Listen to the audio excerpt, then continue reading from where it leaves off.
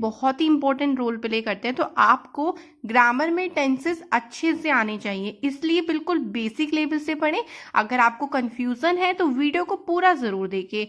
Last हमने videos में present के सारे टेंसेस कर लिए हैं और पास्ट इंडेफिनिट भी कर लिया है। वो वीडियो आपको डिस्क्रिप्शन बॉक्स में उसका लिंक मिल जाएगा, वहां से आप देख सकते हैं। एंड अगर आप मेरे चैनल के बाकी अदर सब्जेक्ट्स की वीडियो देखना चाहते हैं तो आप मेरे चैनल को सर्च करें लॉजिक पाठशाला, और इस तरीके का जो आइकन है इस वाले आइकन पे जाएं, वहां पे आप प्लेलिस्ट ओपन करें।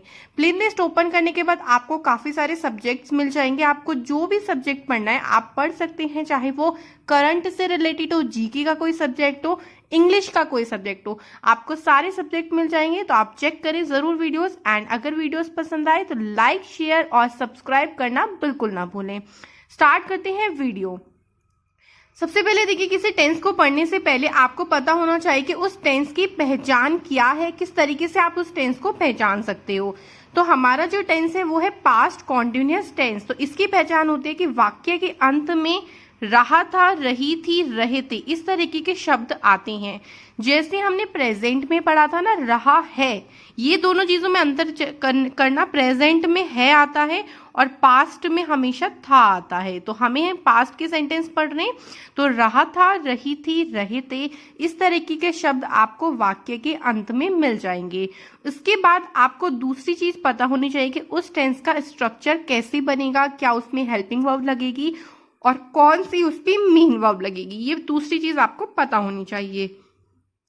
तो अगर बात करें इसके स्ट्रक्चर की, तो देखिए इसमें सबसे पहले क्या है, सब्जेक्ट आएगा। सब्जेक्ट के अकॉर्डिंग ही आपको क्या लगानी है, हेल्पिंग वर्ब लगानी है। ये बहुत इंपॉर्टेंट है। वॉज एंड वर, या तो वॉज लगेगा या फिर वर लगेगा।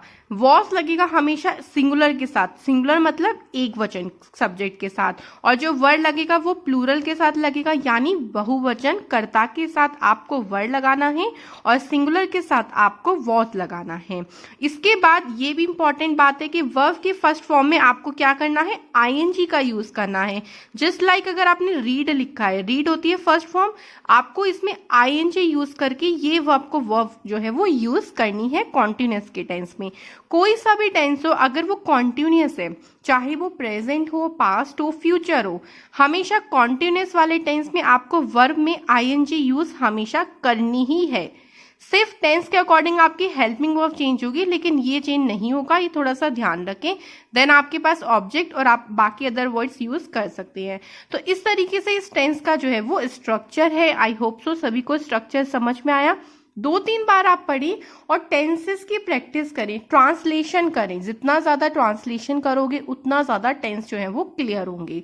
फर्स्ट हमारे पास इसका एग्जाम्पल देखते हैं। खिलाड़ी मैच खेल रहे थे, तो लास्ट में आप देख सकते हैं रहे थे, यानी पास्ट कॉन्टिन्यूअस टेंस है। अब खिलाड़ी बहुत सारों की बात हो रही है, रहे थे यानी काफी सारे खिलाड़ियों की बात हो रही है, तो हम क्या लिखेंगे, द प्लेयर्स। अगर बहुत सारे खिलाड़ी की बात हो रही है तो इसमें क्या है, ये प्लूरल है और प्लूरल के साथ हमें वर यूज करना है, तो हम यहाँ पे यूज करेंगे वर। खेलने की होती है प्ले, लेकिन हमें वर्ब में कैसे क्या यूज करना है, आईएनजी यूज करना है। The players were playing match, वो क्या खेल रहे हैं, मैच खेल रहे हैं। तो सिंपल सेंटेंस का स्ट्रक्चर ध्यान रखना है बिल्कुल, और उसकी पहचान ध्यान रखनी है। 2 चीजें आप जरूर ध्यान रखें। नेक्स्ट सेंटेंस देखिए क्या है हमारे पास, वह मुझसे बात कर रहा था।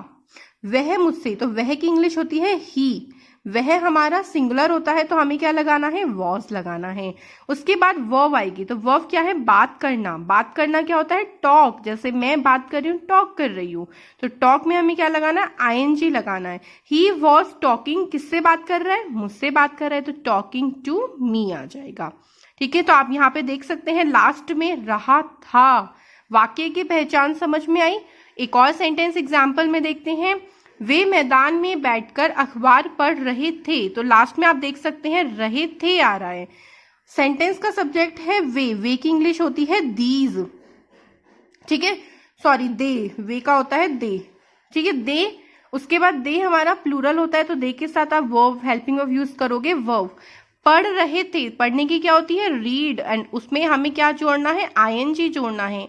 दे वर रीडिंग न्यूज़पेपर, और कहाँ बैठ के पढ़ रहे थे, मैदान में बैठकर। मैदान में बैठकर यानी सिटिंग इन द फील्ड। मैदान में बैठकर वो क्या पढ़ रहे थे, अखबार पढ़ रहे थे। तो they were reading newspaper sitting in the field, ये इसका क्या हो जाएगी, ट्रांसलेशन हो जाएगी। तो जिस तरीके से मैं ट्रांसलेशन कर रही हूँ आप भी कर सकते हैं, सिर्फ क्या करनी है, प्रैक्टिस करनी है। अफर्मेटिव सेंटेंस का रूल आपको क्लियर हुआ। अब सेंटेंस अगर नेगेटिव हो तो देखिए नेगेटिव का किस तरीके से आपको बनाना है। अगर आपका सेंटेंस नेगेटिव है तो कुछ नहीं करना, बहुत सिंपल है। सिर्फ सब्जेक्ट के बाद जो आप हेल्पिंग वर्ब यूज कर रहे हो वॉज या वर, उसके बाद आपको क्या यूज कर लेना है, नॉट का यूज करना है, क्योंकि आपके सेंटेंस में क्या आया है, नहीं आया है। तो नहीं की इंग्लिश हमें नॉट लगानी है, तो बस आपको हेल्पिंग वर्ब के बाद नॉट का यूज करना है। देन पूरा स्ट्रक्चर सेम है, वर्ब में आईएनजी प्लस ऑब्जेक्ट। ये है नेगेटिव सेंटेंस का स्ट्रक्चर। और अगर इंट्रोगेटिव सेंटेंस हुआ यानी प्रश्नवाचक सेंटेंस हुआ तो दो तरीके से बनते हैं। एक बनता है जो सेंटेंस क्या से शुरू होते हैं, दूसरा बनता है अगर सेंटेंस के बीच में कोई प्रश्नवाचक शब्द आ जाए, जैसे कब, क्यों, कैसे, कहाँ, इस तरीके। तो कैसे बनाएंगे। अगर सेंटेंस क्या से शुरू होता है तो पहले इसे देखते हैं। सेंटेंस अगर आपका क्या से शुरू है तो आपको अपनी हेल्पिंग वर्ब जो भी है वॉज या वर लगती है इस टेंस में, तो उसको स्टार्टिंग में लगा देना है। ये मैंने आपको हर एक टेंस में बताया है कि अगर इंट्रोगेटिव का सेंटेंस कोई भी क्या से शुरू होने वाला होता है तो उस टेंस में आप जो भी हेल्पिंग वर्ब यूज करते हो उसको स्टार्टिंग में रख दो, तो आपका सेंटेंस इंट्रोगेटिव बन जाएगा। तो वॉज या वर स्टार्टिंग में रखेंगे, फिर अपना हमारा सब्जेक्ट आएगा, फिर वर्ब में आईएनजी देन ऑब्जेक्ट, इस तरीके से स्ट्रक्चर बनेगा।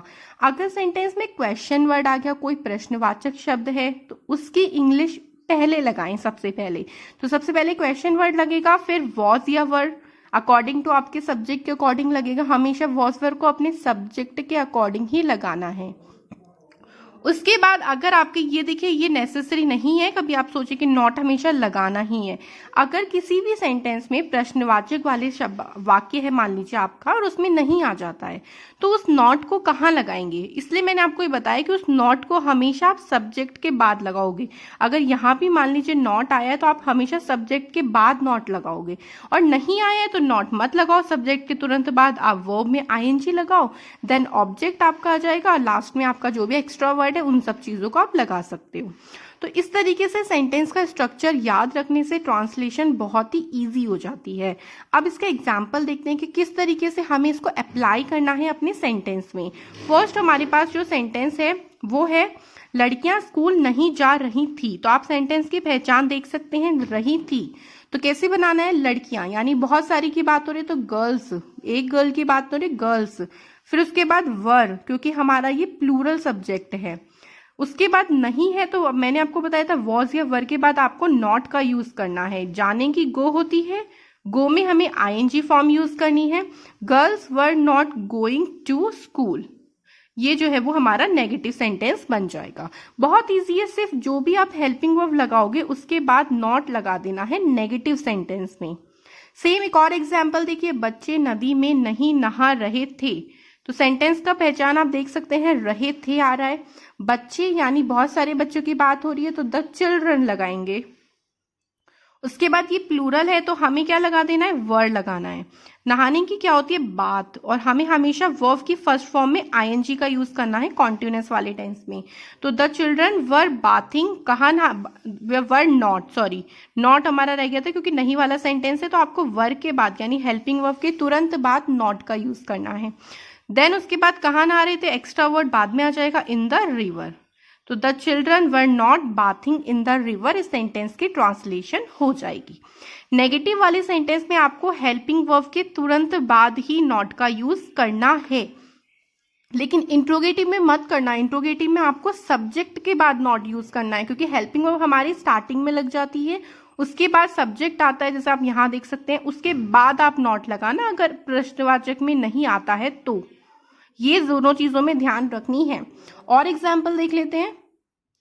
तो थर्ड हमारे पास एग्जाम्पल है, क्या ट्रेन स्टेशन पर खड़ी थी।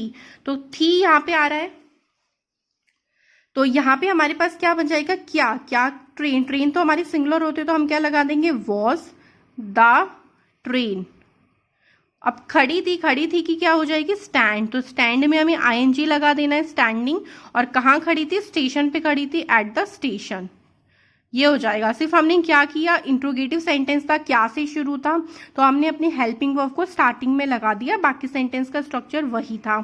नेक्स्ट है क्या सुनार अंगूठी बना रहा था, तो रहा था और सेंटेंस की शुरुआत है क्या। सुनार हमारा एक वचन है, सिर्फ एक ही पर्सन की बात हो रही है, तो हम यहाँ पे क्या लगाएंगे, वॉज। सुनार को इंग्लिश में कहते हैं गोल्ड स्मिथ, ये ध्यान रखना। इसकी इंग्लिश ध्यान रखना। बनाने को कहते हैं मेक, तो मेक में हमें आईएनजी यूज करनी है, क्योंकि हमें वर्ब की फर्स्ट फॉर्म में आईएनजी यूज करनी होती है हमेशा कॉन्टिन्यूअस वाले टेंस में। और वो क्या बना रहा था, अंगूठी बना रहा था, और रिंग यूज कर दीजिए। और लास्ट में question mark. Was the gold Smith making a ring. बहुत इजी है, सिर्फ मैंने क्या फॉलो किया, स्ट्रक्चर को फॉलो किया और सेंटेंस को ट्रांसलेट कर दिया। अगला सेंटेंस देखिए, तुम किससे बात कर रहे थे यानी पास्ट कॉन्टिन्यूअस टेंस। उसके बाद देखिए प्रश्नवाचक शब्द आ गया बीच में। अब अगर प्रश्नवाचक शब्द आ गया तो कुछ नहीं करना, सबसे पहले इसकी इंग्लिश लगा दीजिए। किससे को क्या कहते हैं, हुम कहते हैं। एंड देन बाद में आपका स्ट्रक्चर वही होगा, हेल्पिंग वर्ब, सब्जेक्ट, उसके बाद वर्ब, इस तरीके से बना देना है। तो हुम के बाद वर यूज करेंगे, क्योंकि यहाँ पे सब्जेक्ट क्या है, तुम, यानी प्लूरल सब्जेक्ट है। उसके बाद सब्जेक्ट, बात करने को क्या बोलते हैं, टॉक, तो क्या हो जाएगा, टॉकिंग टू। किससे बात कर रहे थे, whom were you talking to. ये सेंटेंस की इंग्लिश हो जाएगी। नेक्स्ट सेंटेंस देखिए क्या है, बच्चे ताली क्यों नहीं बजा रहे थे। तो मैंने आपको यहाँ पे नहीं वाला सेंटेंस भी ले लिया। क्यों यानी प्रश्नवाचक शब्द आया है, तो स्टार्टिंग में क्या लगाएंगे, वाई। उसके बाद हेल्पिंग वर्ब लगाएंगे अकॉर्डिंग टू सब्जेक्ट। सब्जेक्ट क्या है, बच्चे, यानी बहुत सारे बच्चों की बात हो रही है, तो वर। उसके बाद आप नॉट यूज नहीं करोगे, कभी आप सोचोगे हेल्पिंग वर्ब के तुरंत बाद नॉट लगा दो, गलत हो जाएगा। प्रश्नवाचक में हेल्पिंग वर्ब के बाद पहले सब्जेक्ट लगाते हैं, उसके बाद आपको नॉट का यूज करना है। Why were the children not. बजाने को क्या कहेंगे, क्लैपिंग। ताली बजाने को क्या कहते हैं, पूरा क्लैप कहते हैं, ठीक है। ऐसा नहीं कि बजाना अलग और ताली के अलग लिखोगे, ताली बजाना उसे पूरा क्या बोला जाता है, क्लैपिंग बोला जाता है। तो why were the children not clapping, ये आ जाएगा आपका सेंटेंस। एक और देख लीजिए, तुम हमारे घर क्यों नहीं आ रहे थे। सेंटेंस समझ गए, कॉन्टिन्यूअस पास्ट में। उसके बाद देखिए प्रश्नवाचक भी आया है और नहीं भी आया है, तो क्यों की इंग्लिश लगाइए वाई, देन उसके बाद वर लगाएंगे, क्योंकि यहाँ पे तुम है।